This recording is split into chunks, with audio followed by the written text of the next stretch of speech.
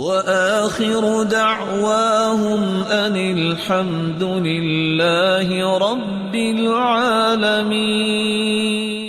رسول اللہ صلی اللہ علیہ وسلم کے صحابی ابو شریح رضی اللہ تعالی عنہ روایت کرتے ہیں، اور یہ روایت بھی سلسلہ صحیحہ اور صحیح ترغیب و ترہیب میں ہے۔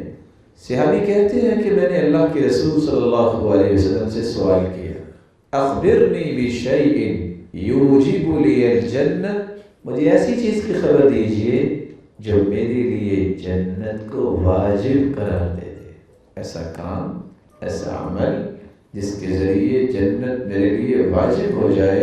قال طیب الکلام وبذل السلام واطعام الطعام، اگر جنت کو واجب کرنا چاہتے ہو اپنے لیے تو پہلا کام یہ کرو، طیب الکلام، اپنی گفتگو کو خوبصورت بناؤ، وبذل السلام، اور سلام کو عام کرو، پھیلاؤ، واطعام الطعام، اور رب کی رضا کے لیے کھانا کھلاؤ۔